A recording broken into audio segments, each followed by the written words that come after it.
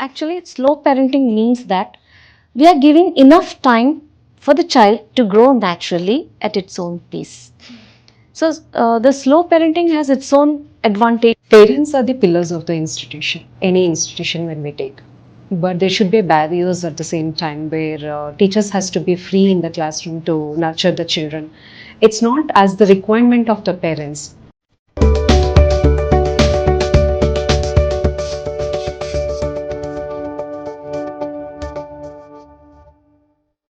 Childhood today looks very different from what it once was, where earlier generations remember unstructured play, outdoor exploration, and time that moved a little slower.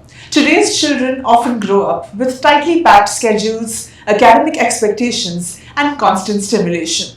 As this shift becomes more evident, many parents are beginning to ask, are we doing too much too soon? The idea of slow parenting, thus, is gaining attention, encouraging a more mindful, child-led approach that prioritizes well-being, curiosity, and unstructured time.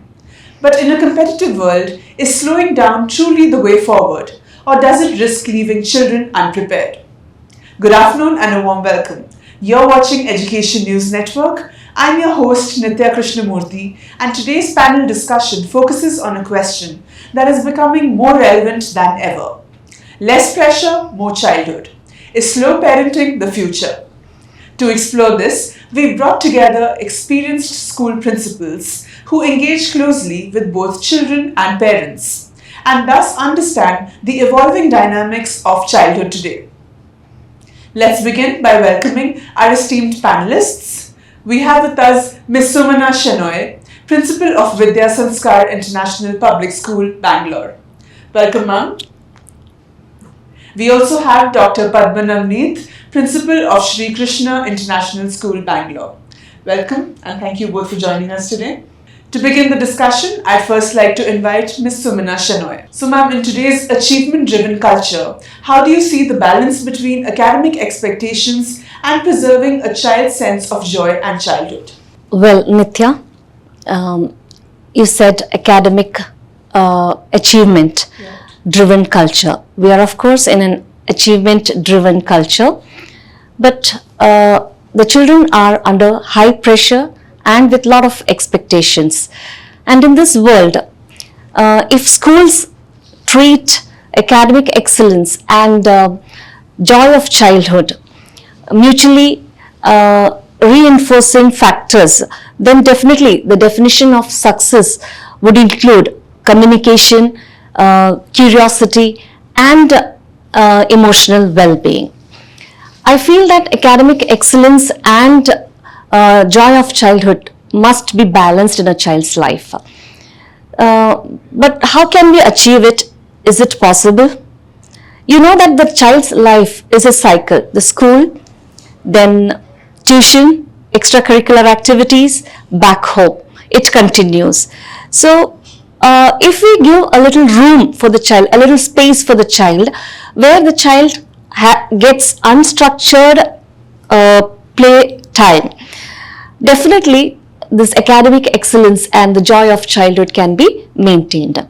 So when I say that unstructured play, I mean that the child is given an opportunity to explore and experience things on his or her self. So while doing so, the child learns a lot of things, like, the child develops skills like communication improves there, then the critical thinking happens, problem solving, decision making, so many skills that are really valued in today's career driven environment.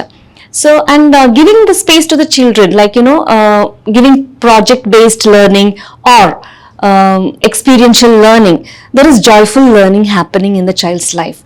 So this also helps a child to explore the outside world and meet with or get the achievement in a joyful manner. That's my point. So Dr. Padmanavaneeth, are there specific school practices such as homework, assessments or extracurricular expectations that you believe require rethinking for a more balanced childhood? I believe certain times providing assessments are a need for the students to engage them at home. But it also makes us to understand, is it sitting and writing all the time balances the child's mentality?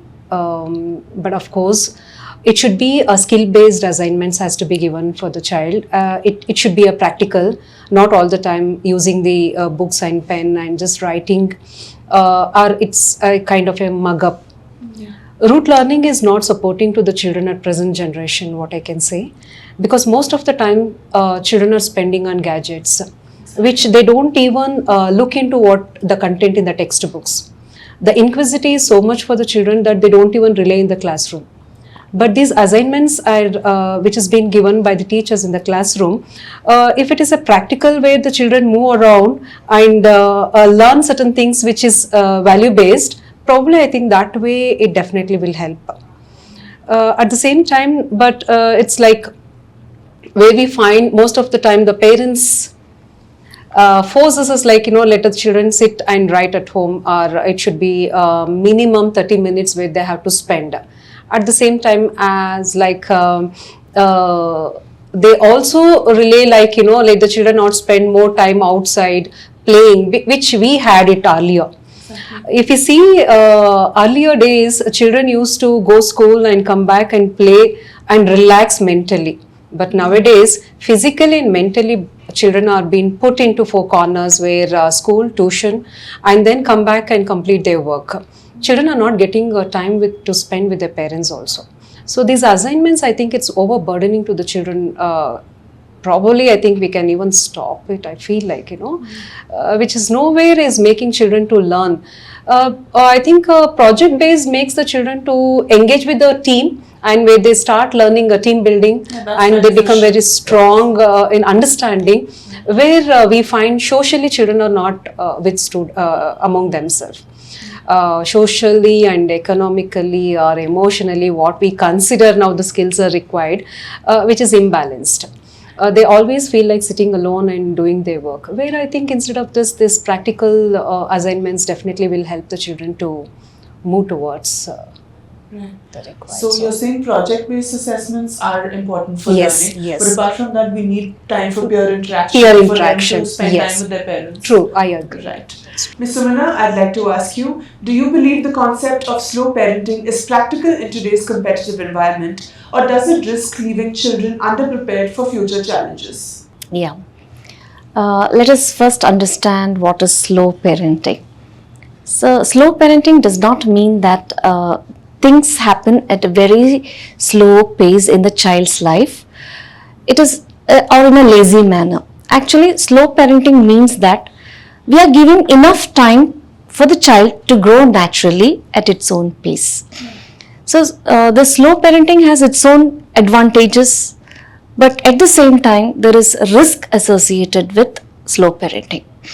So, one of the risks that I observed in this case is that children may be underprepared in this competitive context, isn't it? The world is so competitive, lot of demands, the skills are required in the children to face the challenges in the world. So, the children who are not guided properly, certain skills will not be developed. So, they may find it difficult to adapt to the challenges of the society. They may struggle under high pressure. So, what we can do in such a case is we can take a middle path. In a practical approach would be take a middle path where slow parenting and competition is given in equal dose to the children, so that they can develop the necessary skills to face the society. So, Dr. Padmanavaneeth, I'd like to ask, how can schools work collaboratively with parents to ease unnecessary pressure while they still maintain discipline and learning outcomes? Parents are the pillars of the institution, any institution when we take. But there should be barriers at the same time where teachers has to be free in the classroom to nurture the children. It's not as the requirement of the parents. Where parents fail to understand how exactly the classroom situation will be. where they start pestering the teachers like, my child is not completing the work, my child classworks are incomplete, my child so and so, in spite of teachers insisting the parents like, this is what you have to do. It is a collaboration where teachers alone cannot just, mold the child. It's a partnership where a parent should understand with the school, and at the same time, the discipline has to be maintained. It's not like we have to keep on instructing the parents or the teachers as shooting up the notes to the parents saying that this is how. But I think like parenting is also a kind of journey. It should be beautifully understood by the parents, like Understood and enjoyed. enjoy it. Yes. Enjoy it. It is a very creative garden where I can say where a parent understands. And first and foremost, there is no race among the children. Like, they should not compare or compete the children as per their need. They should be freely left out to understand their caliber, because each child is unique. Each child has different strength, and where a teacher can understand the child's strength and a parent need to support. I think in this manner where once if the parents start understanding the child's strength and making the teacher to nurture it still better. When teachers say certain times even a negative remark has to be accepted by the parent, where most of the parents they say no. My child, because we are there in the classroom where 6 hours where we understand what exactly is a child. It can be like their mental balance, because nowadays what we see in the classroom is where they are totally different from school environment to classroom. I mean home environment to classroom. Because at home they may be very obliged, disciplined, well mannered, but when it comes to school it is totally vice versa. Okay. Totally different. When we start put forth to the parent, they say no. And if a child is too smart at home, the child is entirely different in the home environment. Where here balancing and understanding parent support is more important towards the school, and they should not indulge in every nook and corner of the class. So this if we do that, must be difficult to address with parents, right? How do you address the challenge? We have made in such a way where we start one-on-one discussion with the parents, and during PTM also we try to resolve many issues which we come across. It's not like every time it is a challenging task, but we do come across where nowadays parents are working, both the parents are working, and nuclear families nowadays. And there is no joint families, which we, I think it is high. Cases of single parents. Single parenting only we do come across, because there is no counseling process takes place at home, because mama and papa may be back and these children are too late and children are there in the creche.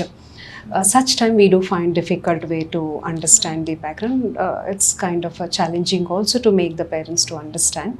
But somehow in our school we find parents are too cooperative, because everything we just send it through a note to the parent that they have to meet so and so time, and weekdays they make free, and we have supported many parents to understand their children. In case if there is a need, we do put them with psychotherapist or psychiatrist also we have approached. That makes... Yeah, that's important. That's very important also, because counseling process need to every school, and every parent to need to understand. It so happens like sometimes when we start referring to a psychologist, the parents start saying that like, my child is completely fit and fine. Why do you want? Completely normal. They have taken it in a wrong way. The psychologist help, or psychotherapist will help the child to understand better. And the communication gap between the parents and the child always supports with this too. Though teacher is herself is a psychologist, teacher, mentor, mother, everything, but somewhere we feel like parents understanding, probably there it helps us with this challenging to bear with. Right. Okay. So, Ms. Sumana, from your observations, how does reduced pressure at home reflect in a child's behavior in the classroom and emotional well-being? Yeah, nowadays we speak a lot about emotional well-being. So we find children, as ma'am said, nuclear family. There is no one to share their feelings with, and the parents they realize things after many years. It's not in the foundational stage or somewhere they will identify the changes in the child. They'll start speaking about this kind of things when the child reaches a particular age where it is really difficult to give a solution, you know. Now, this is, you're talking about a less pressure, and the child must be given a scope to explore himself, isn't it? So, and under such cases, you know, if in this fast evolving world, we can see that the child is under pressure and with high expectations also. And this high pressure may lead to anxiety in the child. And when anxiety is there, confusion is there in the life of the child, isn't it? So the changes that we observe in a child who is having a freedom to learn at his own pace, that is less pressurized child, is that the child has less anxiety in him, and the fear of failure also is reduced in the child. Moreover, this type of children where there is less pressure on them, we see that the intrinsic motivation, that is the internal, that is very strong in them, and they grow as very confident children. And also we observe that such children have better emotional regulations also. So they know when to talk, what to talk, whom to talk, and how to face things in life. All this they understand because they are experiencing it. And again, everything should happen in the child's life under guidance. For example, when a baby is born, and it picks up something to eat, some dirt, if no one says, the child feels that whatever it is doing is right, and it will continue to do that. If someone suggests that that is not to be done, then child will change so the child should be guided, allowed to grow on his own way. The experience should be understood properly. And one more thing, in such children who are having less pressure on them, they lead a very happy life. And we see children coming to school, we can understand whether the child is happy or not. Important point related to this is the parent-child relationship is always healthy. The parent is always open to listen to the child, and child is always receptive to the parent. So these changes are observed in a child who is under less pressure. So it's very beneficial, but yes. I think it's also important to not confuse less pressure with no guidance at all. Yes, it should be under guidance. Yes, needs to be maintained. Right. Yeah.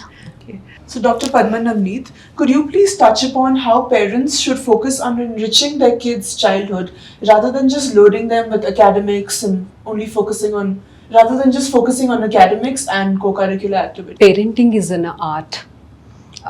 It's not a syllabus where parents can learn and exhibit it. And they are with the live toys, I can say. Children are like a live toys.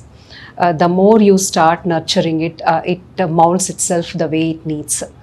But here, the early stages itself, the discipline, confidence, the children need their own inbuilt strength, where no comparative here, or no enforcing of what we parents need within our children, because children are so exposed themselves with various of activities which are happening around.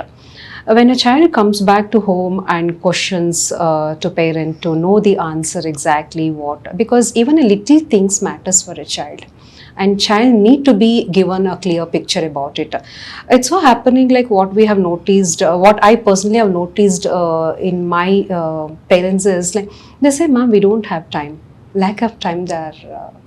And if you don't have time to help your child, then who can? Exactly.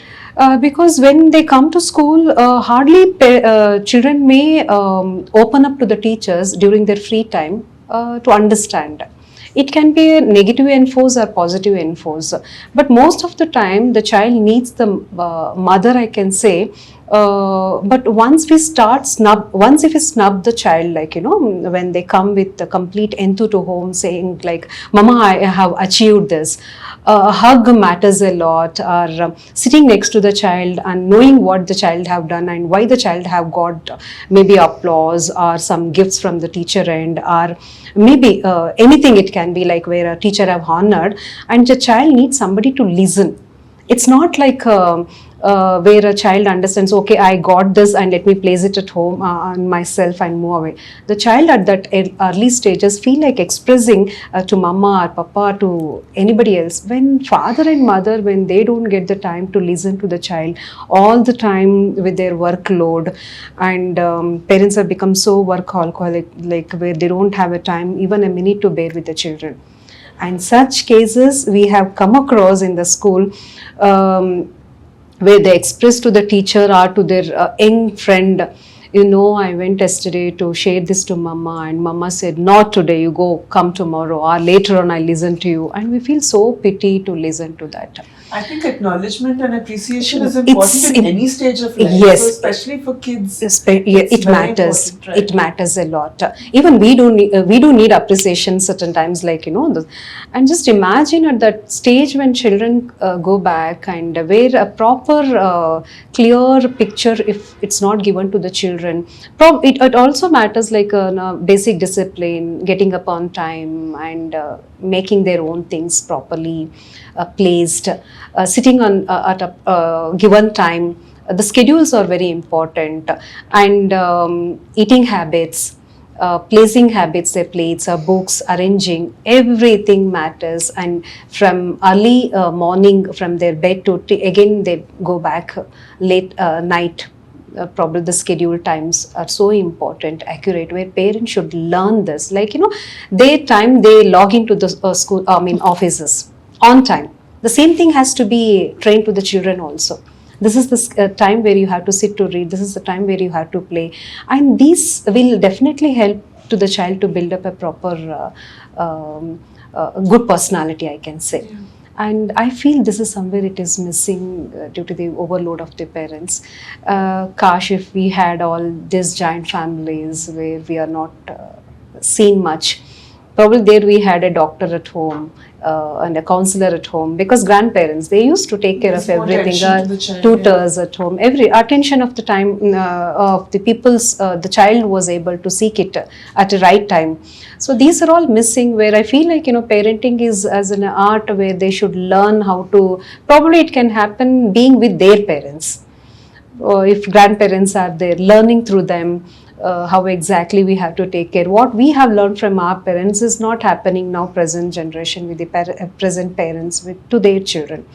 So I feel these are all the things which has been, I think schools also should arrange this parenting art, and workshops has to be conducted, how to take care of a child. If a child is emotionally upset, it's like, you know, just a scream just makes child to move away. Instead of that, sitting with the balancing of their wellness is not, which is like booming now. Wellness is so important, probably for us adult.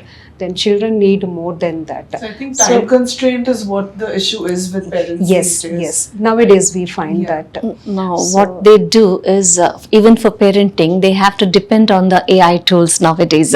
What if this, what if that? How to handle this, instead of that, they can directly go to their parents or their grandparents to get a direct solution. And parenting is actually skill, isn't it? So it has to be understood and experienced, and according to the situation, the parent must take a stand there. We are depending on like AI tools only now, where even if a child is depressed, the child says like, I don't have anybody where I can just check it out. So what I do is I just use my mobile and get into ChatGPT. I ask it, I'm depressed now, what I'm supposed to do? So we are into this now, to this scenario where we feel like, you know, child is depending on a non-living object, where finding time to understand what the child needs. The human connection is so absolutely nil now. Yes. Absolutely nil. I see, because, like, you know, parents all with their own work, probably we are at the stake also. Well, sometimes say, like, you know, with their work-life balance, somehow the kids are being neglected. But being in the parents' place, it is inevitable again. Yeah, of course. Inevitable. But how are we going to balance this? Right. Probably the time should help us and heal us, like, to understand the better environment of the families. Probably each family should spare some time, any time, or if they are not making free, at least weekends has to be spent with the children with quality time. Right. Quality time is more important, which we are missing. Probably these are the things, small things, which parents, if they understand where a child needs because ultimately children are the world of the parents and parents are the world of the children. Right. So they have to sit, spend time, probably understanding them, what's happening outside, how they share their issues with their friends. Like we give a call and just check with our friends, this is so and so happening. Probably same thing, once they reach home, parents sitting with the child, keeping everything away and spending the time understanding the child, building their character, building their discipline. Just listening about their day itself is so helpful. Yes, probably evening times where they can Yeah. sit and spend some time. Probably every day 10 to 15 minutes also makes a lot of difference in a child's. So every parent should understand that quality time is more important for the children, where they don't go beyond the limit, because now once the children move away, they are explode to everything. And finally, Dr. Padmanavaneeth, do you see slow parenting becoming a mainstream approach, or will the pressures of academic competition continue to dominate? What direction do you foresee? Slow parenting is a kind of a race now, because it's so happening like where spending quality of time with the children is not happening. And that's where it's dominating, because where the proper guidance, as ma'am just expressed very clearly, the guidance what is required for the children is not happening. It's like just what exactly the parents are doing is like, acha, fine, we are sending them to the school. Everything has been taken care by the school people itself, like it's like a blame game. We are sending school and everything has to be taken care by the teachers. Somewhere I feel like this slow parenting is also dominating part of it, like what the society is facing now with the children is like we are not able to exactly analyze the students' requirements. It's because school is a place where they learn, read, write and enjoy. But what exactly is required is the life skills. School teaches only ABCD 1 2 3, right? And exam pattern, which has to be undergone by the children. But these academics are not going to help further for the child once they move or graduate themselves. Till schooling, grade 10th, what they learn is from the textbooks content, what is required, and then once they graduate, they never carry all this, neither the marks nor the content from the textbooks. If a parent understands these concepts and start helping the child to learn what exactly for the livelihood it's required, as ma'am expressed very clearly, sitting postures to standing postures and interacting with the elders. So important. Very important. We are. It's like we are missing it among the children now. Right. At home, though they are children, but once they move to the schools and understanding there, because the school and home environment carries to the school, like sitting in the same place for longer time. The habits and rigorously training the children at home as per the requirement. Probably this slow parenting is like where parents have to understand and analyze their prominence in a child's life. Probably that adoption is also required, the parents to understand, and learning process, making every child, because in a classroom a teacher takes care of 30 plus students, but at home parents will handle 1 or 2 children. So probably here I feel it is dominating with the culture of Slow parenting is dominating. With this, we conclude today's session. A big thank you to both our panelists for sharing such valuable and thought-provoking insights. What clearly emerges from this discussion is that the conversation isn't about choosing between ambition and ease, but about redefining success itself. While structure and goals remain important, childhood essentially needs space for play, exploration, rest, and simply being. The real question is not how much more we can add to a child's life, but what we can thoughtfully take away to make room for a more meaningful, balanced growing up experience.